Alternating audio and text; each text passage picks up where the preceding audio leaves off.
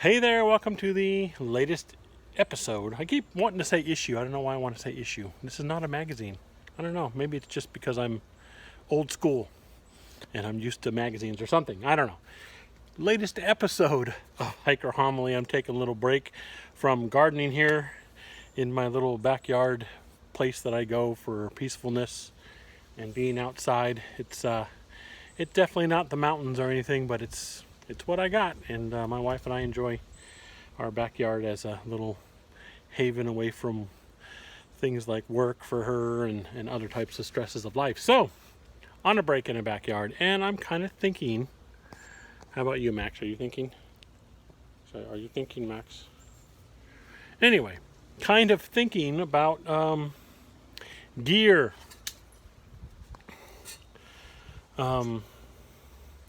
As in, do we ever really have our gear set? Now, right away, the knee-jerk reaction for some people I know is like, well, yeah, I've been using the same such and such for the past blah blah blah years, and yeah, and there's quite a few people, and I did the same for quite a while. Um, but for a lot of people, I noticed we never really do have our gear set, and I thought I was kind of set in my ways myself. But I think with the advent of social media, word of mouth spreads much wider and much faster now. And I think that drives the possibility of gear changing just in itself.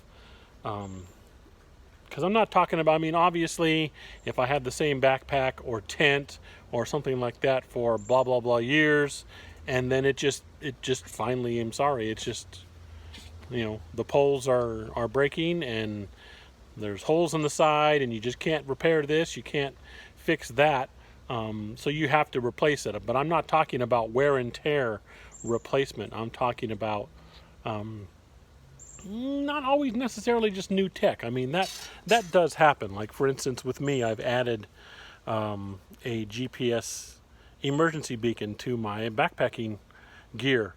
I just feel that since the technology is there, it's reliable now, and I'm in a position where one of the nicer ones is not cost prohibitive for me. I could afford it. I saved up the money to do it. I went ahead and added that to my gear because, when I first started, there really wasn't a whole lot there for that was like reliable and, light enough to really carry with you and things like that. And the infrastructure to support it wasn't there either. Now it has an emergency beacon button, and I press it, and no matter where I'm at, it will go to the local emergency call center, and they will flag it to whoever needs it to be flagged to, whether it's a local fire department or a search and rescue team or whoever is in charge of that kind of thing in that particular area. They get that call to them. Where back in the day, we're talking way back in the day, the early 80s and stuff, that kind of infrastructure wasn't there to really even have that. You could have GPS locators, but they were kind of big and bulky. They weren't really great as far as their signals, and they didn't really have an emergency button because there was no one that had the equipment to respond to that, to pick up the emergency call. Nowadays we do. So I thought it was a good idea. I like that I added it to my gear. But I'm just kind of talking about how, yeah, I'm a sleeping bag guy, but I'm thinking about a quilt. Just one example, just for me.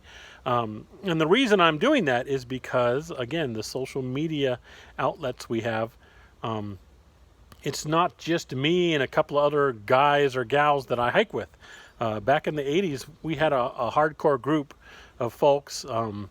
My wife, who was then my girlfriend, my best friend, a couple other good friends of mine, real close friends, and a couple other women that we knew from college.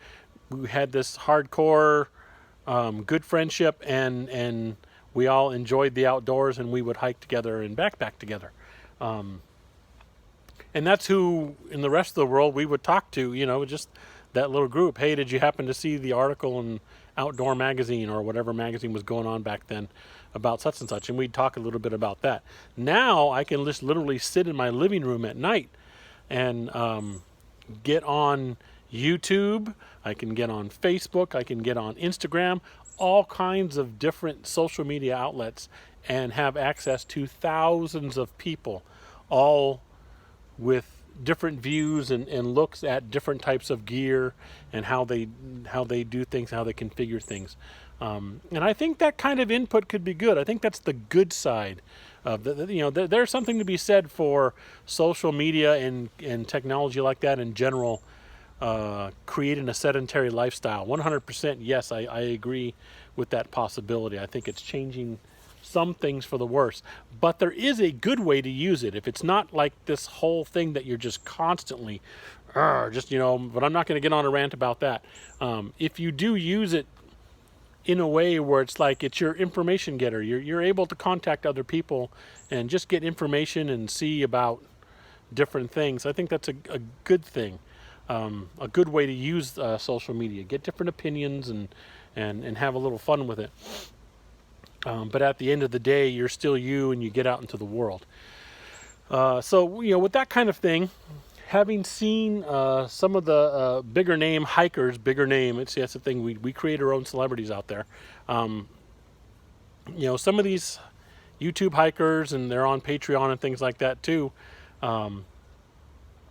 Who I respect their opinion because they've got a lot of experience. They're not just YouTube hikers,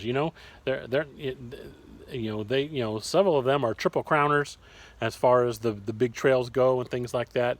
They have a lot of experience through hiking, backpacking, all that kind of thing. And so when they talk about, hey, I discovered this whole quilt thing looks interesting and I tried it and I think it's for me and here's the reasons why, they give good reasons as to why and things like that. It gets me to thinking, okay, not just because I think this is a cool backpacker, but they've lined out these things, and hey, quite a few of the reasons why they decided to try a quilt apply to me too. I'm a sleeper like this, and I do this, and this is the kind of trips I take. That's why I kind of an offside. That's why I try and do that when I do gear reviews. I try to give reasons for why I like and don't like things, because it is, just because I don't like it because of such and such doesn't mean it applies to somebody else out there. One of you might like, well, that doesn't make any difference to me. I don't care about that. So I still may want to try this product even though Todd didn't like it. He didn't like it because of this. Well, I don't do that. That kind of thing. So I appreciate the other hikers and people who give that kind of information. So that's one of the things. And then one of the other things I'm thinking about, at least for short trips, I don't know if I'll do it if I ever get into more longer trips and things, but for short, like overnighters, couple of nights and stuff, I'm thinking about going stoveless. Not because I'm any kind of fanatical ultralighter and just want to get rid of the whatever ounces my stove is. It's not very heavy. But just because it just seems streamlined. For someone like me, when I get out there, I kind of have to force myself to eat.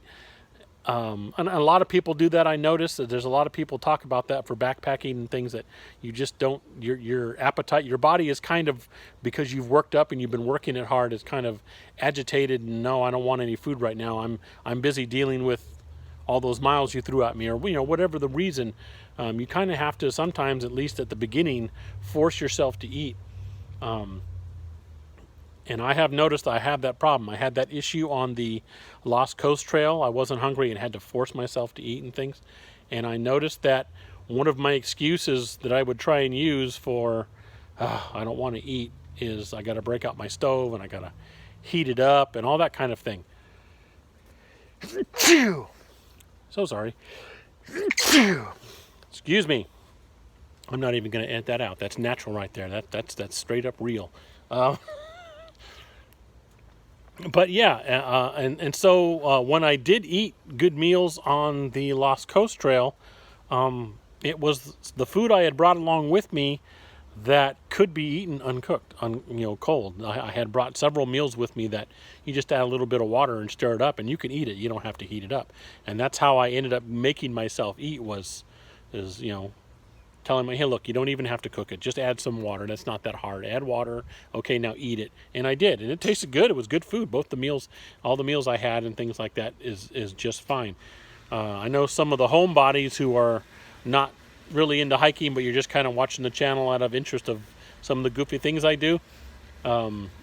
Might cringe at this. Several hikers probably understand it, but like the Quaker oatmeal packets and stuff, a couple of those with a little bit of water stirred up are delicious. You don't have to heat them up. Now there's, by the way, there's some people, oh my God, how could you eat that cold? I couldn't do it. No, it's pretty tasty cold. Tastes the same cold as it does hot. So yeah, stuff like that. So I am thinking about changing up my gear and not doing a stove on some of my shorter trips and just going stoveless, just because that would cut down on some weight, and it's just easy. When I want to eat, I just break out the food. Some of it you just add water to it. I can cold soak, so breakfast time, whatever I'm going to have for lunch, I have a gear for that. Put it in there, soak, put the lid on it, put it in my backpack. It's going to soak all day, get nice and edible for me, so by lunchtime comes around, all I got to do is open it up and eat it, no problem. So yeah, different, and I'm doing those kinds of things because of some of the stuff that I've seen out there, ideas, the way they present it, and it's like, yeah, I think that could work. So I experiment at home, and okay, I can eat that. It tastes fine. I would be good on the trail. That's pretty tasty. I can do that. Same thing with the quilt and all that. So, for my opinion, no, I don't think we always have our gear set.